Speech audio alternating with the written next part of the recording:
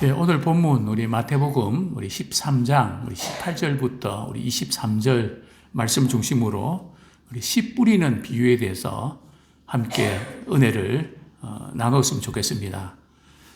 어제부터 우리 하나님 나라의 비유 시리즈 설교를 하고 있는데요. 오늘은 두 번째 시간으로 씨 뿌리는 비유, 우리가 너무 잘 아는 그런 본문인데요.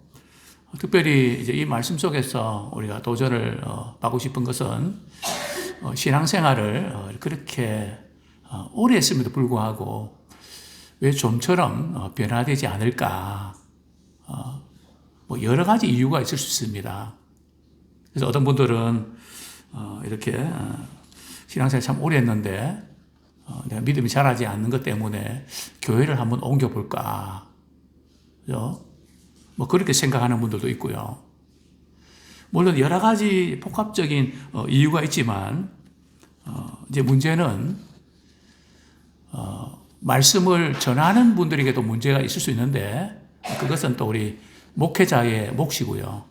목회자 그 부분에 대해서 고민하고 갈등하고 고쳐나가야 될 부분이고, 우리가 말씀을 듣는 우리 성도들의 입장에서는 어떤 자세로 말씀을 받고 있는가. 똑같은 시간에 똑같은 말씀을 전해도 어떤 분은 은혜 받고 어떤 분은 은혜를 받지 못하는 분들이 있거든요. 그래서 오늘 우리가 다루고 싶은 부분들은 바로 이 부분을 좀 다뤘으면 좋겠습니다. 미국의 이제 퀴즈 문제집에 이제 나오는 그 책자에 이런 문제가 있다고 합니다. 예수님의 씨 뿌리는 비유에서 씨가 몇 가지 종류가 있습니까? 이렇게 물었더니 어떤 대답이 나온지 아십니까? 대부분이 4가지 종류의 씨가 있습니다. 이렇게 대답을 했다고 합니다. 맞나요? 틀리나요? 네. 틀리죠. 그죠? 씨는 한 가지입니다. 그죠? 그것을 받는 밭이 4종류의 밭이 있는 것이죠. 근데 우리는 자꾸 씨 문제에 있다. 물론 복음이 바르게 선포되지 않는 데는 문제가 있죠. 그죠? 복음이 선포되는데 왜 내가 은혜를 받지 못하는가? 지금 예수님께서 지금 말씀하신 부분들은 이 씨가 뭔가요? 씨는 하나님의 말씀이잖아요. 또 씨 뿌리는 자는 누군지 우리 알 수 없지만, 그죠? 어쨌든 오늘날 우리가 따지면 말씀을 전하는 그런 역할을 하는 분들이겠죠. 근데 그 말씀을 듣는 자가 있는데 그것을 어떤 마음으로 받아들이는가? 거기에 따라서 이제 달라지는데요. 그렇습니다. 우리가 신앙생활 참 이렇게 오래 했는데 아마 두 부류가 있을 겁니다. 말씀을 전하는 분들은 알거든요. 어떤 사람에게는 말씀이 튕겨나갑니다. 그죠? 말씀이 이렇게 마음밭에서 자라는 게 아니고 그냥 튕겨나가는, 결국은 그 싸움이라는 거죠. 말씀이 내 안에서 자라기 시작하는가, 자꾸 튕겨나가는가, 여기에 달려있다는 거죠.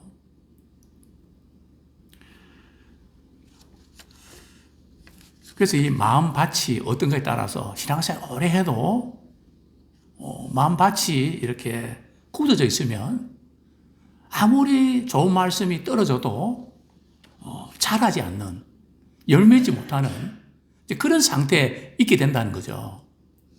그래서 선지자들은 이렇게 선포합니다. 묵은 땅을 기강하라고, 마음밭을 갈아야 된다고. 농부가 이렇게 농사 지을 때에 이 밭을 기강하는 것처럼 그냥 그대로 있으면 안 되고 밭을 기강하는 그런 필요성이 있는 것 같습니다. 자, 오늘 본문의 이런 배경들을 우리 잠깐 이렇게 보면 예수님께서 갈릴리 해변 근처에서 이제 어떤 사람의 집에서 바리새인들과 이제 논쟁을 하죠.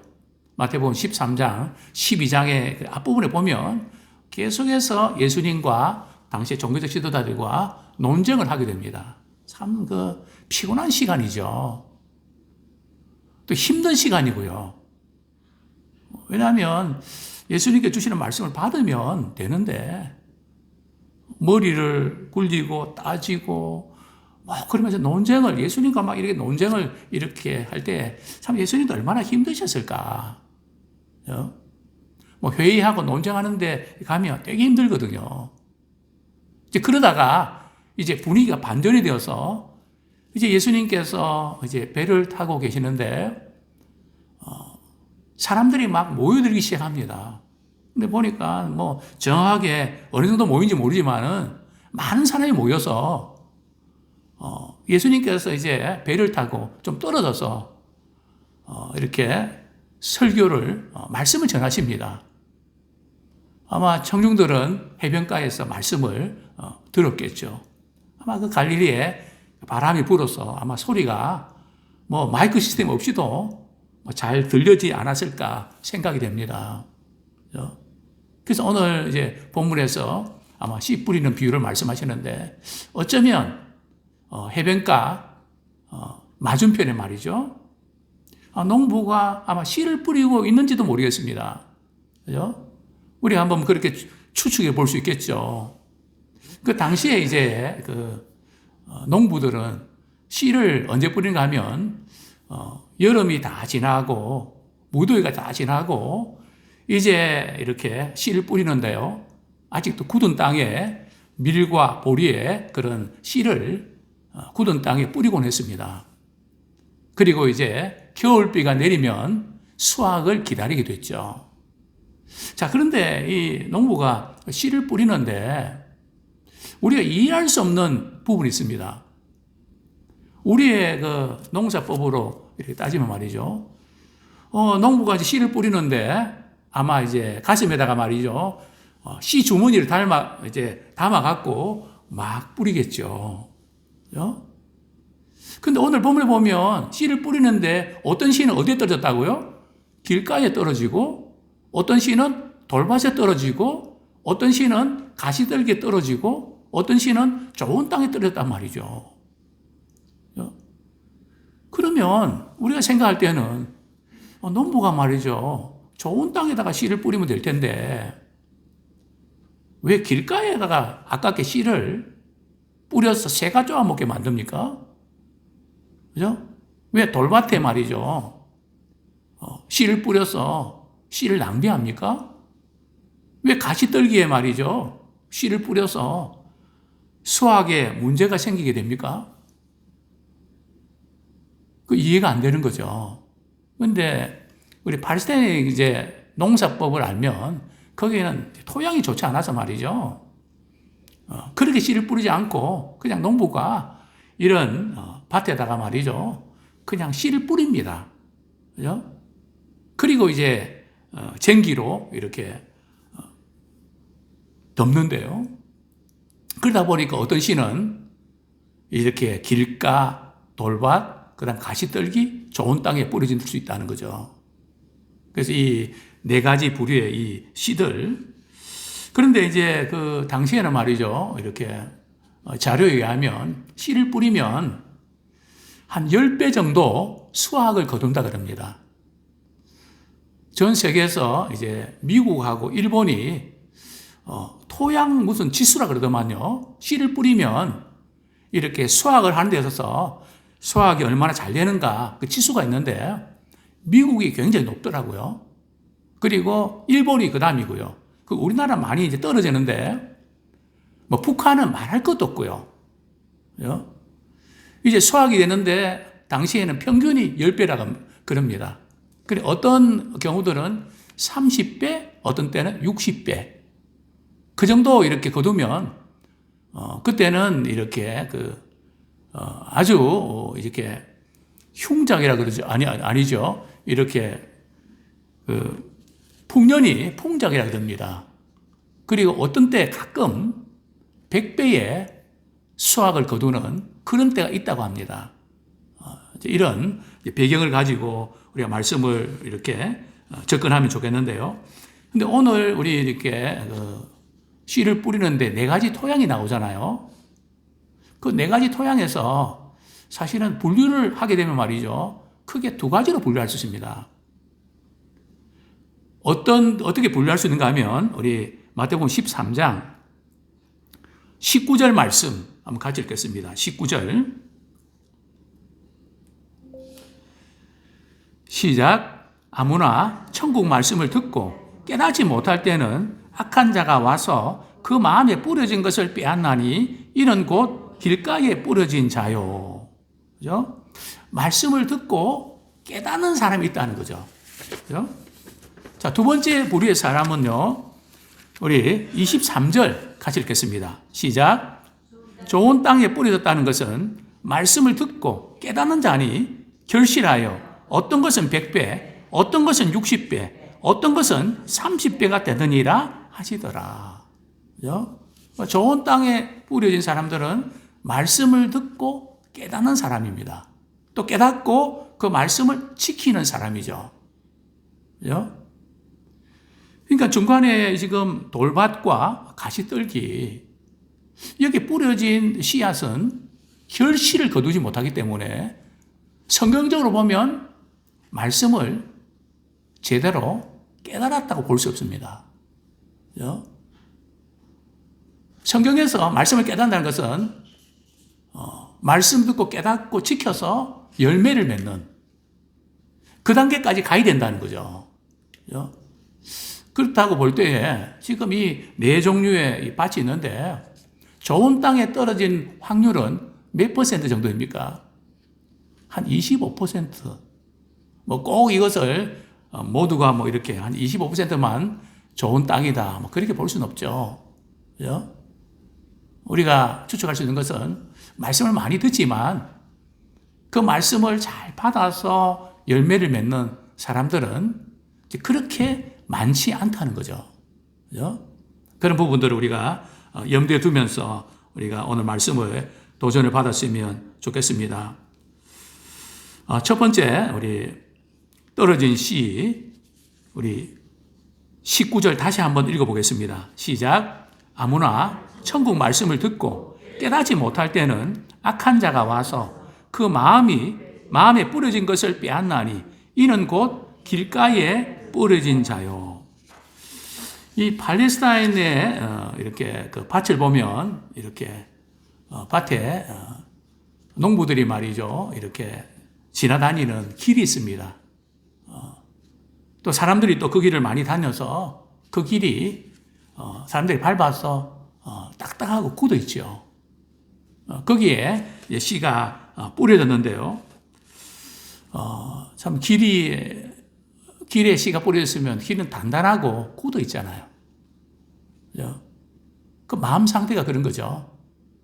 마음이 단단하고 굳어서 말씀을 들어도 말씀이 들어가지 않고 튕겨 나가는, 그러니까 말씀이 침투할 수 없는 마음. 그죠? 말씀이 마음 깊은 곳에 뿌려져야 되는데 맴돌거나 튕겨 나가는 그런 것을 말합니다. 왜 이렇게 마음이 굳어지고 단단해졌을까요? 그 이유는 뭐 두 가지 또는 한 가지입니다. 다른 이유가 아니고 바로 불신앙과 죄입니다. 말씀을 주시면 그대로 믿고 그대로 이렇게 받아들이면 되는데 자꾸 이런 저런 이유로 그 말씀을 받아들이려고 하지 않는다는 거죠. 그래서 말씀은 그렇지만 그래서 말씀을 이렇게 내게 주신 말씀을 받아들이기보다는 그것을 자꾸 밀어내는, 그것이 습관이 되어 있다는 거죠. 그리고 왜 마음이 굳어지는가 하면 우리가 말씀을 듣기만 하고 끝나면 마음이 강팍해집니다. 그러니까 우리가 말씀 많이 듣고 반응하지 아니하면 마음이 강팍해집니다. 왜냐하면 이스라엘 백성들처럼 하나님의 말씀을 많이 듣고 배우고 그런 민족이 어디 있을까요? 또 한국 교회도 얼마나 말씀 공부를 많이 합니까? 너무 귀한 일이죠. 근데 말씀은 많이 아는데 그것을 반응을 하지 아니하면, 순종하지 아니하면, 순종하지 않는 것으로 끝나는 게 아니라 강팍해진다는 거죠. 그러니까 신앙생활 오래 하면서 말씀 없이 내가 살아왔던 그런 신앙 방식으로 내 신앙은 내가 알아서 한다 그러면서 말이죠. 말씀하고는 상관없이 그렇게 가면 바리새인 되고 사실은 마음이 완악해지는 거죠. 또 이제 말씀이 이렇게 마음이 굳어지고 이런 것은 바로 죄 문제입니다. 세상적인 죄의 습관들이 자기를 지배할 때에 마음이 굳어지죠. 왜냐하면 하나님의 말씀은 영적인 가치관이고 하나님 나라의 가치관이거든요. 그 세상 나라의 가치관은 충돌이 일어날 수밖에 없습니다.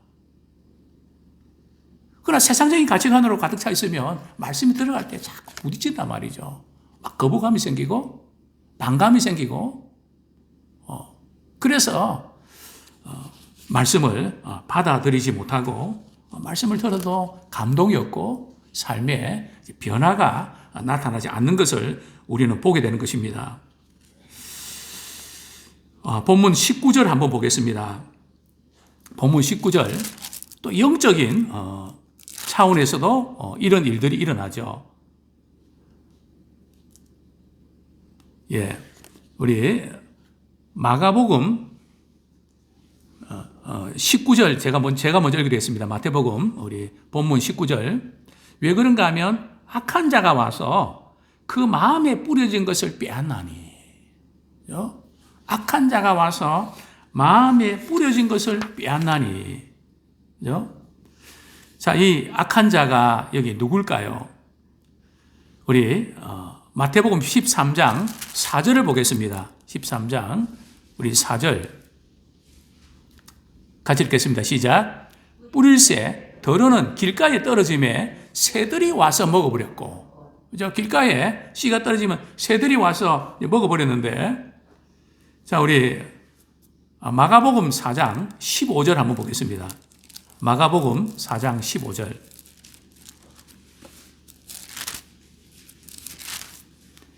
같이 한번 읽겠습니다. 시작. 말씀이 길가에 뿌려졌다는 것은 이들을 가리킴이니 곧 말씀을 들었을 때에 사탄이 즉시 와서 그들에게 뿌려진 말씀을 빼앗는 것이요. 우리가 말씀을 듣는 현장에 이런 일이 일어난다는 겁니다. 말씀을 듣고 깨달으면 믿음이 생기는가 하면 말씀을 듣는 거기에 문제가 생기면 말씀을 듣긴 들었는데 그 말씀을 다 빼앗기고 전혀 말씀이 우리 마음밭에 뿌리 내리지 못한다는 거죠. 그래서 믿음이 자랄 수가 없죠. 근데 왜 지금 사단이 말이죠? 말씀을 들었을 때에 우리 그것을 믿어서 이렇게 영향력 우리가 구원을 받지 못하도록 막고 있는가? 우리 누가복음 한번 보겠습니다. 항상 이 지금 우리 말씀 들을 때 영적인 전쟁이 일어나는데요. 누가복음 8장 12절.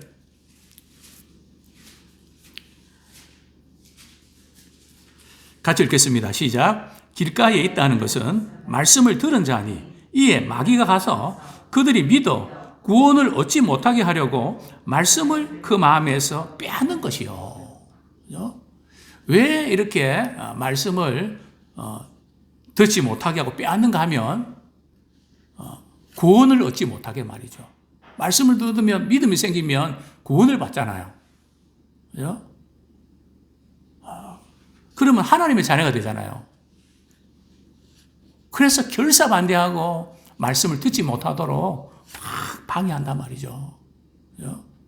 이게 지금 우리가 말씀을 듣는 우리 현장에서 일어나고 있는 것이죠. 그렇습니다.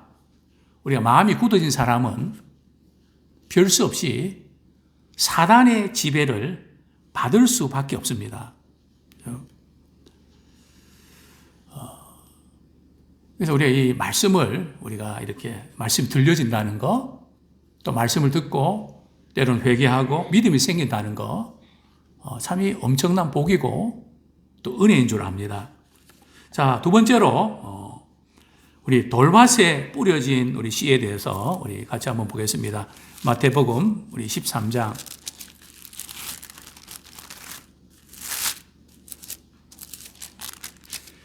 20절 말씀 우리 같이 한번 읽겠습니다. 시작. 돌밭에 뿌려졌다는 것은 말씀을 듣고 즉시 기쁨으로 받되 그 속에 뿌리가 없어 잠시 견디다가 말씀으로 말미암아 환난이나 박해가 일어날 때에는 곧 넘어지는 자요. 이제 돌밭에 뿌려진 씨와 같은 사람들이 있는데요. 이런 사람들은 쉽게 은혜를 받고 쉽게 시험에 드는 부류라고 볼 수 있죠. 믿음이 얕습니다. 굉장히 열정적인 것 같고 막 그냥 모든 것 서두르고 막 믿음이 있는 것 같은데 오늘 보면 말씀을 듣고 즉시 기쁨으로 받아들입니다. 근데 씨가 말이죠. 바위 위에 떨어지면 어떻게 될까요? 뿌리를 내릴 수 있을까요? 이게 도짝밭에 떨어진 씨는 말이죠. 발화는 잘 되고 그냥 싹이 나지만 금방 말라버리고 말죠. 한국교회 우리 성도들 가운데에는 이런 분들이 의외로 많은 것 같습니다. 은혜를 사모하고 그냥 이렇게 은혜를 받는데 문제는 뭐 때문에 시험에 든다고요? 말씀을 듣고 은혜 받는데 말씀 때문에 시험 든다는 거예요. 이게 무슨 뜻입니까? 어떻게 말씀 듣고 은혜 받았는데 말씀 때문에 시험 든다고요? 말씀으로 말미암아 환난이나 박해가 일어날 때 우리가 말씀대로 순종하다 보면 집안에서도 관계에 문제가 생길 수 있죠. 당신 꼭 그렇게 신앙생활 해야 되냐? 서로 이제 같이 호흡을 맞춰야 되는데 가치관이 다르니까 때로는 갈등이 생길 수 있고 어려움이 생길 수 있죠. 그러면 우리는 어떤 생각하는가 하면 내가 말이지 신앙생활 제대로 하려고 하면 꼭 그렇다고. 그래서 많이 해본 이야기 같지 않습니까? 박해나 환난은요 설렁설렁 신앙생활 하면 안 와요. 이제 제대로 믿음 생활 한번 해봐야 되겠다. 그렇게 하면 반드시 옵니다. 틀림없이 옵니다. 예수님은 그렇게 많은 기적과 능력도 행하고 그런데 결국 바리새인들이 잡아 죽이려고 말이죠. 길을 쓰고 달려들잖아요. 왜 그렇습니까?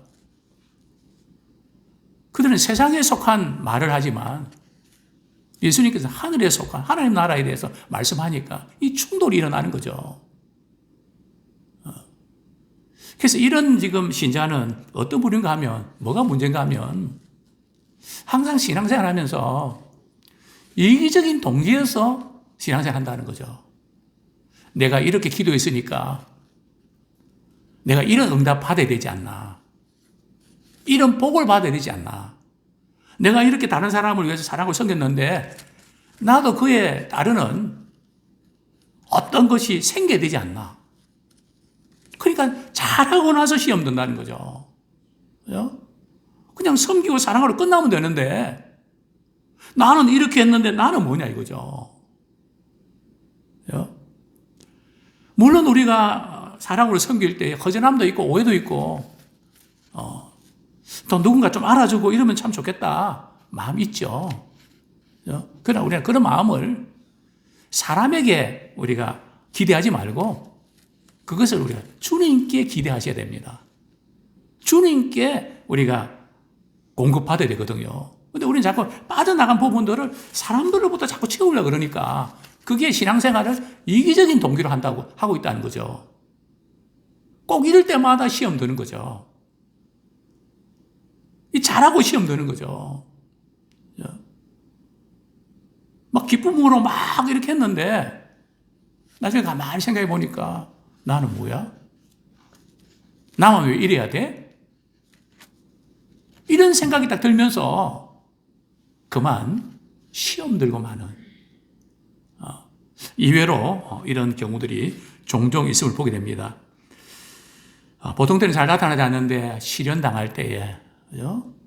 또 낙심이 되고 문제가 생길 때에 믿음을 배반하는 믿음의 진가가 드러나야 되는데 이런 경우에 그만 주저앉고 마는데요. 왜 그럴까요? 그 이유가 뭔가 하면 이 돌밭에 떨어진 씨는 뿌리가 없어서 이제 믿음의 뿌리가 내려야 되거든요. 그런데 뿌리는 언제 내리는지 아십니까?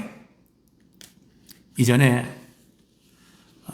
국회 총무처 판사로도 계시고 이렇게 법사위에 계셨던 장로님이 한 분 계셨습니다. 그때 제가 이제 교회가 많이 힘들고 어려워서 우리 장로님이 저를 많이 격려하고 위로해 주셨죠. 그래서 이런 말씀 하셨습니다. 목사님, 많이 힘드시죠? 그런데 나무에 그 뿌리가 깊이 내리는 때가 언제인지 아십니까? 뭐 저는 잘 모르죠. 장로님, 언제 나무의 뿌리가 깊이 내리죠? 목사님, 나무의 뿌리는 말이죠. 비바람과 강풍을 만나서 그런 가운데도 흔들리지 않고 그냥 이렇게 꿋꿋하게 인내하면서 그러면서 믿음의 뿌리가 깊이 내린다는 거죠. 그렇습니다. 저희 이제 우리 교회 길가 쪽에 밭에 빨간 열매라 그럴까요? 그게 지금 지난 눈 때문에 길가에 이렇게 뽑혔죠. 장로님이 이제 받침대로 세워서 제가 계속 보고 있거든요. 지금 그 나무가 살 수 있을까? 뿌리가 뽑혔는데 살 수 있을까? 어떻게 보면 살 것 같기도 하고 하지. 예. 우리 신앙의 뿌리도 그렇다는 거죠. 얕으면 뿌리가 뽑히니까. 그래서 이제 우리가 말씀을 듣고 순종하는 가운데 믿음의 뿌리가 깊이 내리기를 축원합니다. 자, 세 번째로 가시떨기에 떨어진 시인데요. 우리 22절 말씀 같이 읽겠습니다. 시작. 가시떨기에 뿌려졌다는 것은 말씀을 들으나 세상의 염려와 재물의 유혹에 말씀이 막혀 결실하지 못하는 자요.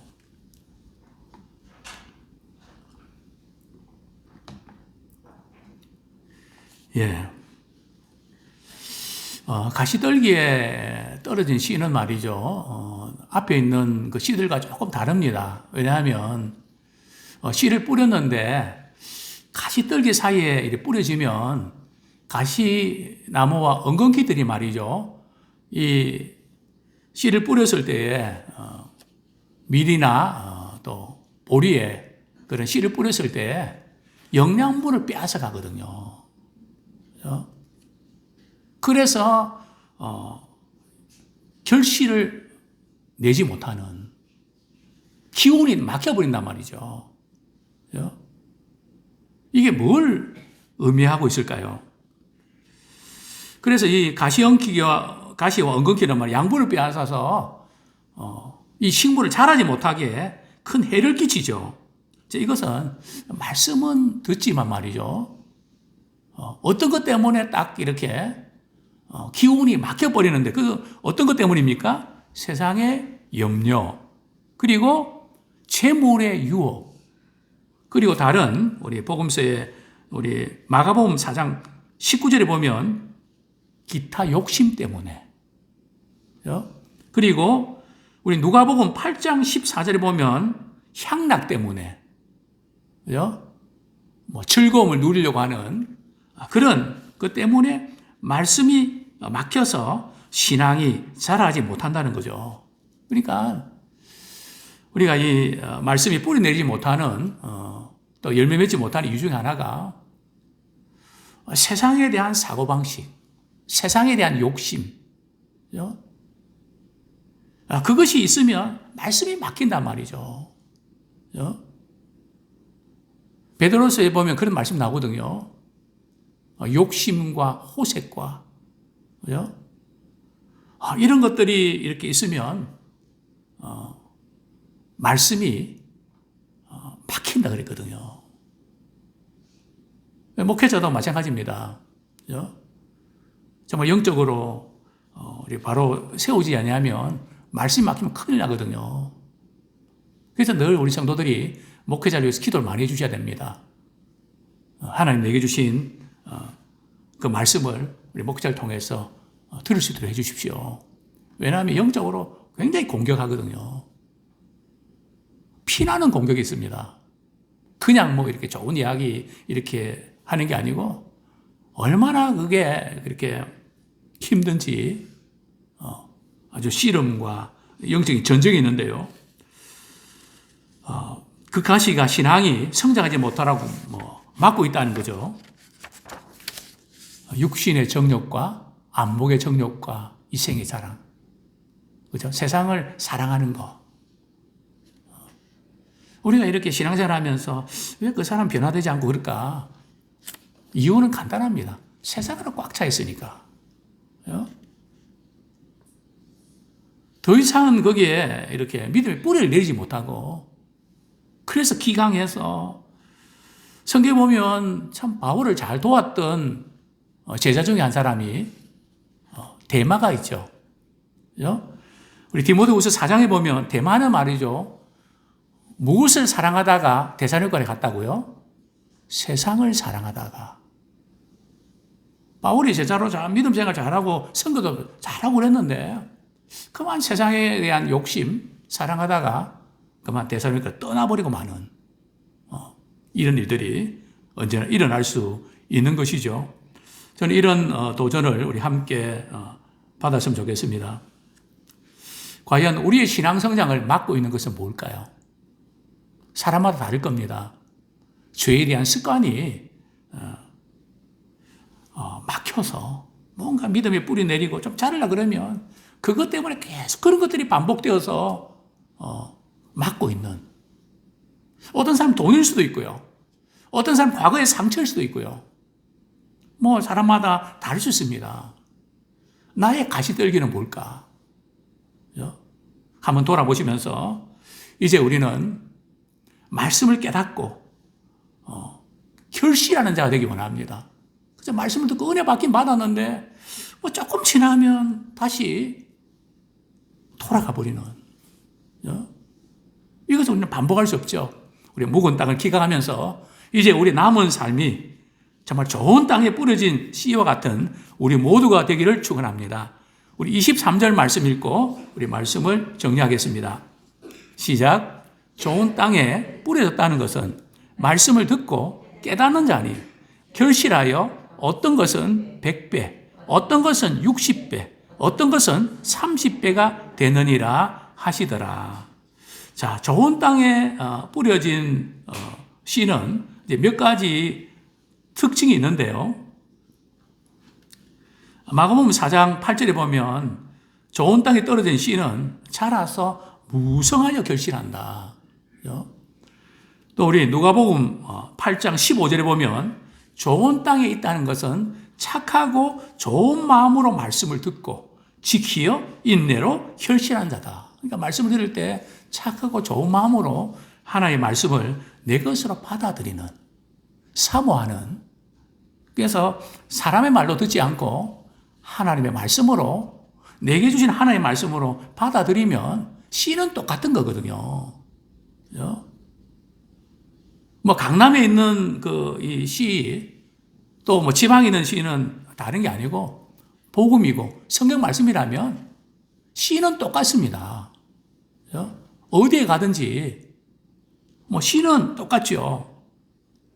이제 문제는 어디서 차이가 날까요? 우리 골로새서 한번 보겠습니다. 골로새서 1장 6절 말씀. 우리는 어떤 장소나 어떤 거기에 신경을 많이 쓰는데 물론 그런 장점도 있고 또 좋은 점도 있습니다. 그러나 그것보다 더 중요한 것은 바로 이 부분이죠. 골로새서 1장 6절 말씀 같이 읽겠습니다. 시작. 이 복음이 이미 너희에게 이르매 너희가 듣고 참으로 하나님의 은혜를 깨닫는 날부터 너희 중에서와 같이 온 천하에서도 열매를 맺어 자라는도다. 참으로 하나님의 은혜를 깨달으면 시골이든 섬이든 성교지든 어디든 자라게 돼 있다는 거죠. 문제는 참으로 은혜를 깨닫고 반응하는가. 그것이 이제 문제죠. 또한 이제 좋은 땅에 떨어진 씨는 말씀을 잘 받아들이는 것도 중요하지만 말씀을 지켜내고 인내로 결실하는, 말씀 지키다 보면 또 환난도 올 수 있고 시험도 올 수 있고 여러 가지 올 수 있거든요. 그런 것이 온다고 해서 주저앉거나 좌절하지 아니하고 그 가운데 약속 붙잡고 끝까지 주님을 신뢰하면서 믿음 나갈 때에 그때 열매가 맺어지는 것이죠. 인내가 대단히 중요합니다. 이제 말씀을 맺겠습니다. 우리는 좋은 마음으로 말씀을 듣고 깨달아 지켜서 인내함으로 결실을 맺는 우리 모두가 되기를 축원합니다.